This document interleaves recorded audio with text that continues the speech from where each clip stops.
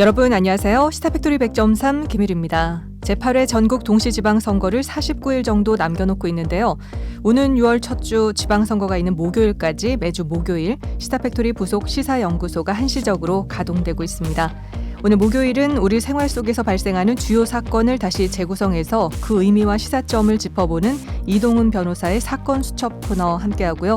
이어서 국민의힘 서범수 울산시장 후보자 인터뷰로 정치팩토리 코너 준비되어 있습니다.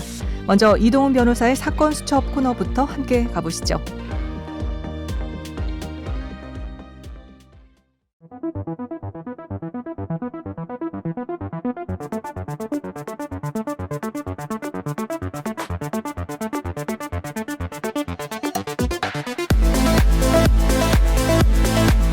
이동훈의 월간 사건 수첩.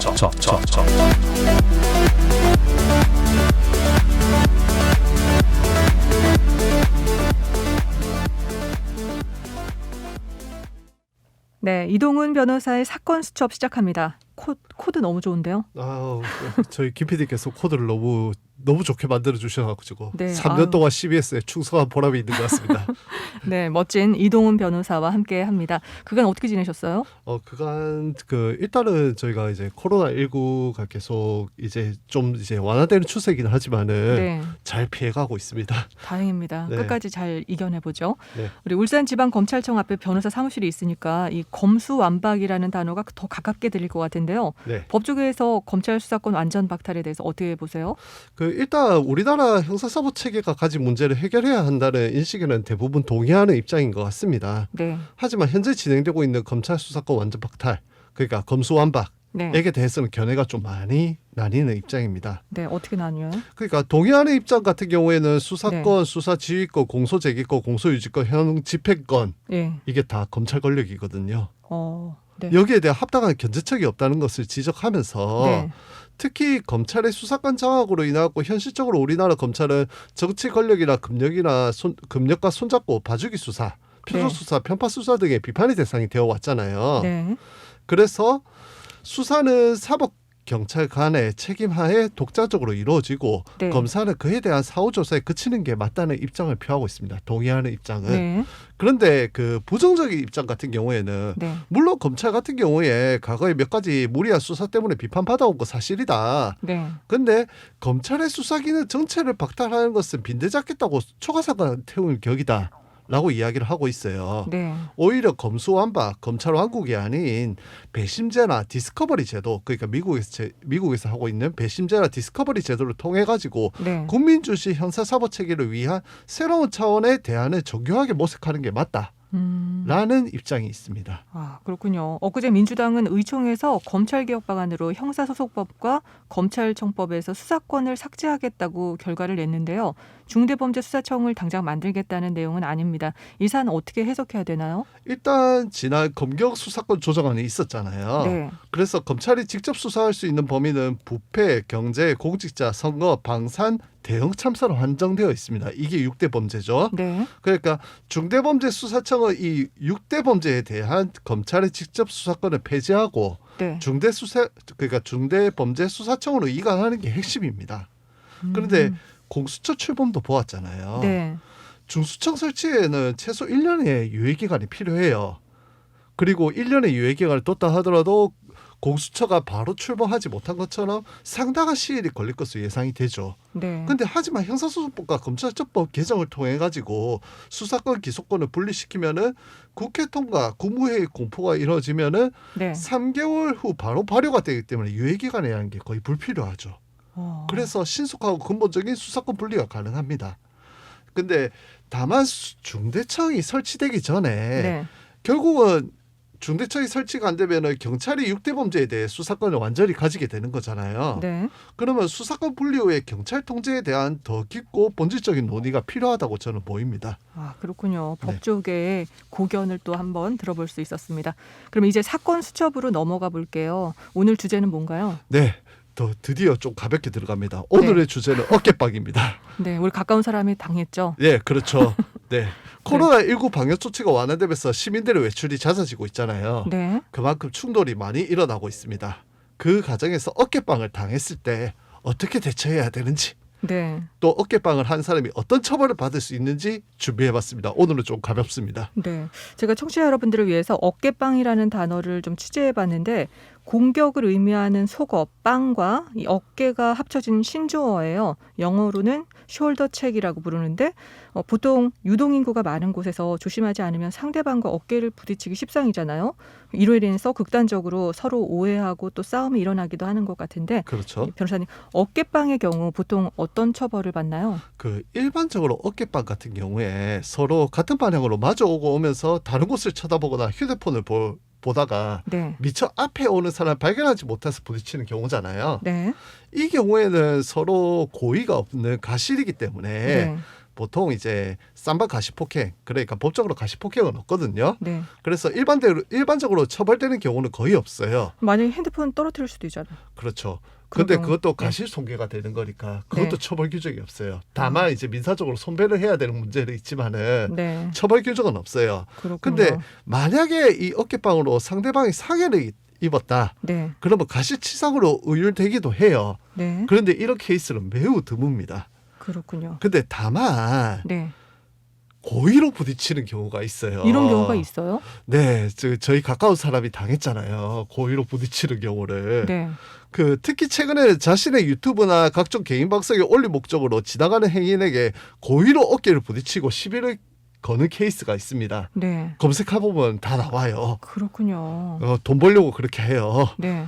이 경우에는 고의가 인정되기 때문에 폭행죄가 성립이 됩니다. 네. 실제로 2014년 11월경 수원역 부근에서 고의로 전혀 다른 방향으로 오던 젊은 여성들을 대상으로 어깨빵을 하고 지나간 40대 해사원이 폭행죄로 의율돼서 검거된 사례도 있습니다. 아, 그렇군요. 검거된 건 또 다행이네요. 네, 근데 또 어깨빵으로 끝나면 다행인데 그 이후에 서로 간 시비가 붙게 되잖아요. 그러면은 큰 싸움으로 번지기도 하는데 사람이 죽는 케이스도 있었다면서요. 네, 참 안타깝지만 사소한 싸움으로 사람이 죽는 케이스도 있습니다. 네. 일단 2018년경 포항 여의대 해수욕장에서 20대 청년 2명이 네. 걸어오던 피해자가 어깨를 부딪히자 말싸움을 하다가 주먹이나 발로 피해자의 온몸을 때렸어요. 네. 그래서 피해자가 인사불성이 되자 놔두고 도망친 거죠. 상당 기간 별다른 조치를 취하지 않고 방치를 했는데 네.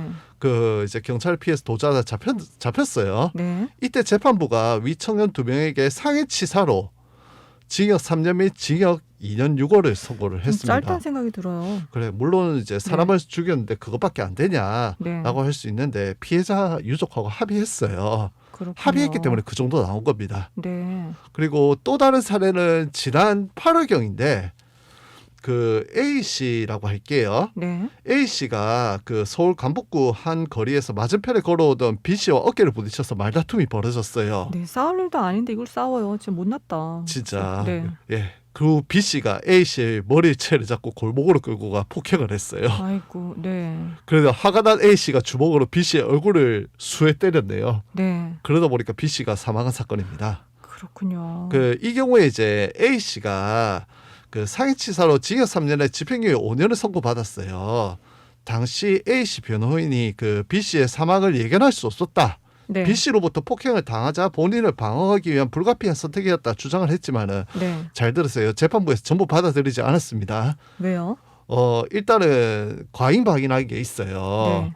적당히 해야지. B 씨 같은 경우에 때려갖고 죽였잖아요. 네. 자기 방어가 아니죠. 그렇군요. 그리고 왜 집행유예냐 하면 판결문을 보면 알 수 있는데 네. A 씨가 유가족에게 합의금 3억 원을 지급했어요. 아, 그렇군요. 여러분, 사람 목숨값이 이렇게 비쌉니다. 어깨빵은 잘못했다가 3억 원 지급하고 그 외에 더 지급해야 될 수도 있어요. 그렇군요. 그러면 어깨빵을 대처하는 방법에는 뭐가 있을까요? 일단 피해자라고 할지라도 일단 먼저 사과를 하십시오. 피해자인데 네, 내가 일단 피해자인데 네. 먼저 사과를 하십시오. 일단은 이제 쌍방 과실이 있을 수 있으니까. 예, 뭐 똥이 무서워서 피하지. 네. 무서워서 피하는 게 아니고 더러워서 피하는 거잖아요. 네. 그러면 이제 거의 99%는 상대방에서도 죄송합니다. 네. 아니면 그냥 가던 길 가는 그냥 그런 반응이 나옵니다. 네. 근데 하지만 사과를 했는데도 사과가 마음에 안 든다. 네. 제대로 사과해라. 나를 만만하게 보느냐 식으로 시비 거는 사람이 나올 수 있잖아요. 네. 그럼 일단 폰을 드세요. 네. 112를 누르시고 네. 여기에 고의적으로 어깨를 부딪히고 시비 거는 사람이 있다고 신고를 하십시오. 그리고 경찰이 도착할 때까지 일절 대응을 하지 마세요. 네. 그리고 휴대폰을 들고 시비 거는 장면을 촬영하시기 바랍니다. 그러면 촬영하고 있으면 그 사람이 뭐 나를 때리거나 이렇게 하지 못해요. 네. 그런 후에 경찰이 도착하면 상황을 간략하게 설명하신 후에 휴대폰에 촬영한 장면을 넘기시고 함께 경찰 가서 진술하시면 됩니다. 네. 절대로 여기서 중요한 게 절대로 상대방 시비에 반응하시면 안 됩니다. 그러면 너무 큰 싸움이 벌어져요. 그리고 경찰 수사 후에 시비를 건 상대방이 폭행으로 의율되어 검찰에 송치되고 나면은 네. 합의 제한이 들어올 거예요. 네. 그 합의를 하면은 이제 반의사 불벌죄라고 해갖고 폭행죄 이제 합의를 하면은 이제 죄가 사라지는 죄가 있는데 네. 폭행죄도 그 중에 하나예요. 네. 그래서 합의를 하면 폭행죄 같은 경우에 불가벌 즉 처벌을 안 받게 되는데 네. 합의를 못하면은 약식 벌금이라도 받게 될 겁니다. 전과가 생기는 거죠. 아이고, 그렇군요. 예. 그래서 이 경우에는 합의를 해줄지 말지를 선택하시면 됩니다. 네. 합의 생각이 없으시면 검찰에 조정 의사 물어봐도 없다고 하시고 네. 그 검찰 조정기일에 안 나가시면 됩니다. 그러면 알아서 검찰에서 사건 처리 후에 결과까지 알려줄 겁니다. 그렇군요. 어깨빵 진짜 큰 문제가 아닌데 서로 피해자라 할지라도 먼저 사과하면 아무 일도 아니잖아요. 그렇죠. 근데 또 이렇게 큰 일이 될 수도 있는 거 네. 알게 됐습니다. 지금까지 이동훈 변호사의 사건 수첩이었습니다. 변호사님 함께해 주셔서 고맙습니다. 감사합니다.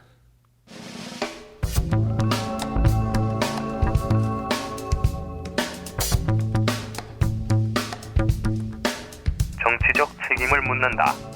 시사 빅토리 100.3 정치 코너. 정치 팩토리.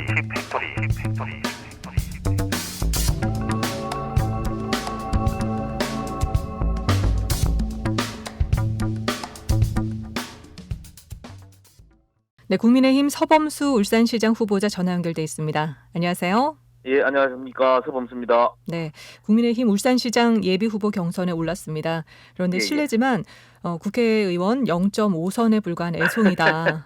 아무것도 모른다. 뭐 이런 식의 견제와 비판도 있었는데 어느 부분에 경쟁력이 있었던 걸로 보이시나요? 아마 그러니까 0.5선 네. 아무것도 모른다. 오히려 거기 더 장점이 아닐까 싶는데요. 네.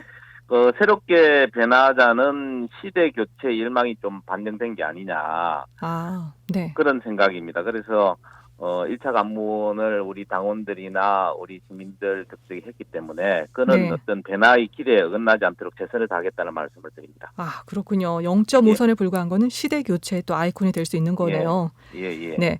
그러면 지금 이야기한 당내 경쟁력이 본선 경쟁력으로도 연결된다고 보고 계신가요? 당연하죠. 지금 울산은 많이 어렵지 않습니까? 네. 뭐 여러 가지 인구도 많이 감소되고 그 다음에 주력 산업도 쇠퇴를 하고 그런데 그럼에도 불구하고 울산 지역의 정치 지지자들은 20년 전이나 별로 별반 다르지 않다. 네. 그래서 시민들께서는 뭔가 새스러운 새 무대에 좀 담아야 되는 거 아니냐 그런 생각들을 많이 하시는 것 같습니다. 그래서 그 부분에 대해서 우리 국민의힘 당원들께서도 그렇게 변화를 좀 원하시는 것 같고 네. 또 울산 시민 전체 여러분께서도 그런 어떤 변화의 바람이 좀 불어주기를 네. 그리고 실제로 변화하자는 생각들이 많으신 것 같습니다. 아, 그렇군요. 예. 지금 국민의힘 울산시장 예비후보자 컷오프 발표에 앞서서 경상일보가 진행한 울산시장 여야 후보 적합도에서 예. 서범수 의원이 10.9%로 3위에 올랐었잖아요. 예. 적합도 내용을 보면은 1위 박맹우 후보자 22.3% 그리고 또 예. 2위 송초로 현 시장은 22% 정도였거든요. 예. 그런데 예. 박맹우 후보자가 컷오프된 뒤에 무소속 출마를 예. 고려하고 있는 것으로 보여지는데요. 이 예. 상황은 어떻게 보고 계세요? 저는 사실은 최근에 일어나는 그 여론조사 이런 부분은 후보 적합도라기보다는 인지도 조사에 불과하다. 네.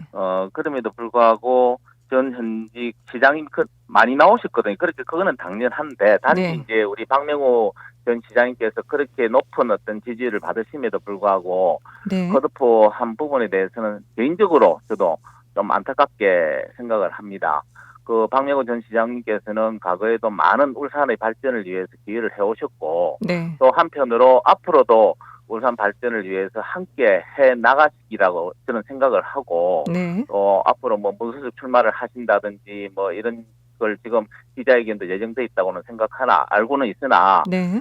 좋은 판단, 울산 지역의 발전을 위해서 좋은 판단을 내리시리라고 저는 기대를 합니다. 네, 그렇군요.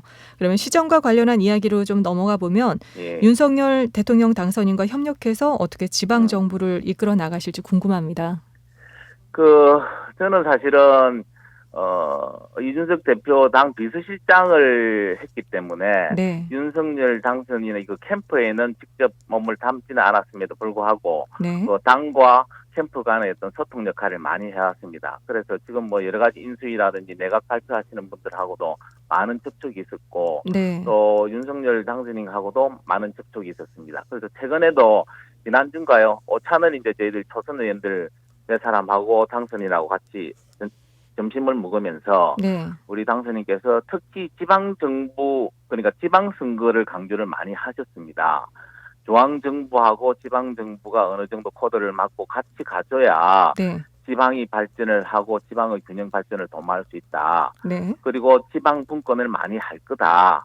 그런 말씀을 강조를 하셨습니다. 네. 그런 여러 가지 인적 네트워크도 제가 그걸 구성을 하고 있고 또 우리 윤석열 당선인께서도 네. 어떻게 하면 지방 발전에 대해서 할 것인가를 깊이 고민하기 때문에 그 전의 어떤 정부보다도 지방 발전에 대해서는 많은 관심을 가지시고 또 저도 여러 가지 어떤 어전 경험을 통해서 쌓은 인적 네트워크를 통해서 네. 울산을 발전시킬 수 있도록 노력을 하겠습니다. 네, 잘 알겠습니다. 그러면 경기도 성남에는 대장동 의혹 이야기가 계속되고 있고 울산에는 울산 사건, 울산시장 선거 개입 의혹이 여전히 재판 중에 있는데요. 이 부분에 대해서는 어떻게 보고 계신지 궁금합니다. 참 이게 이 부분에 대해서는 안타깝죠. 우리 울산시장 선거 개입 의혹은 네. 재판을 하고 있지 않습니까? 네.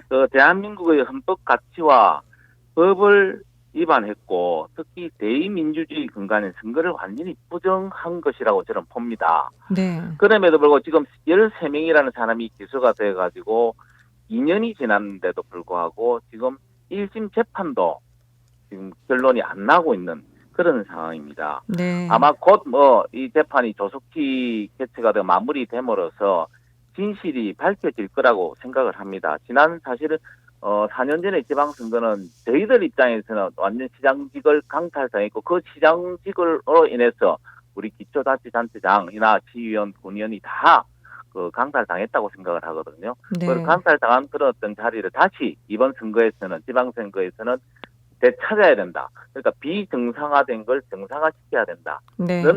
선거로 저희들은 보고 있습니다. 그렇게 보고 계시군요. 예, 근데 최근 메타버스, 전자화폐 등의 키워드가 또 반복해서 지금 뉴스에 나오고 있는데 또 XR, 익스텐디드 리얼리티라고 불리는 확장 현실 관련 정보 산업이 미래 먹거리로 이야기된 지 오래잖아요. 근데 이와 밀접한 관련이 있어 보이는 내용으로 울산 전역을 증강현실 게임 공간으로 만들겠다는 이색 공약을 서범수 의원께서 내놓으셨어요. 사실은 이 부분은 우리가 울산 관광, 문화 관광을 좀 활성화시키겠다. 네. 그런 차원에서 만들어 놓은 거거든요. 문화 관광요. 예. 관광을 좀 활성화시키겠다. 네. 그 한국은행에 따르면 10억을 만약 투자했을 때 반도체는 1.7명의 일자리가 생겨나고 관광 서비스는 19명의 일자리가 생겨난다고 합니다. 그렇군요. 특히 우리 울산 같은 경우에는 서비스 산업이 많이 부족하거든요. 네. 그래서 울산의 어떤 새로운 블루오션으로 할 수 있다. 그래서 이게 이제 저희들 현실 공간의 게임 공간화, 증강현실의 게임 공간화라는 이야기는 네. 우리 울산의 문화라든지 산업이라든지 역사 등 울산이 가지고 있는 모든 어떤 관광 자원을 1만 개의 증강현실 캐릭터를 만들어서 전국에 뿌리겠다. 옛날에 우리 포켓몬고 기억을 하시죠? 네. 그런 걸 잡으면 관광객들에게 여러 가지 파격적인 상품을 주어서 이 관광객을 유치하겠다. 그래서 저희들이 코로나 이전에는 한 560만의 관광객이 온 걸로 저희들이 추산을 합니다. 네, 울산에. 이걸 함으로써 울산에 이걸 함으로써 우리는 1,000만 관광객을 시대를 열겠다. 그 1,000만이 오면 20만 원만 1인당 쓰더라도 2조의 생산 효과가 있다. 그 다음에 2030의 청년이 원하는 일자리 한 3만 개.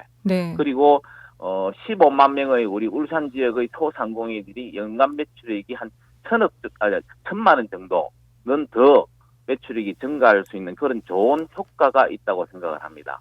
그래서 이런 부분에 대해서 우리가 산업 관광을 활성화시키겠다는 네. 차원에서 만드는 겁니다. 아, 그렇군요. 근데 예. 사업 규모가 그 사안의 크기를 보여줄 것 같은데요. 예상하는 예상 규모는 어떻게 되나요?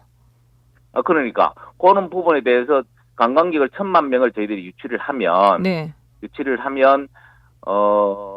2조 정도의 생산 효과가 있고 이걸 세팅을 하는데 한 100억 정도가 되는 걸로 예상을 합니다. 100억이요. 100억 정도 들고 그다음에 연간 운영비가 한 10억 정도요.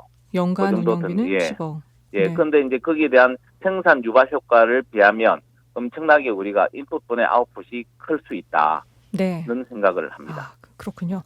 지금 시간이 없어서 우리 시사팩토리 100.3 청취자 여러분께 마지막으로 한 말씀 부탁드립니다. 예, 제가 관료 생활을 할 때나 정치를 하면서 가장 중요하게 생각하는 것이 우문현답입니다. 우리 문제는 현장에 답이 있다. 네.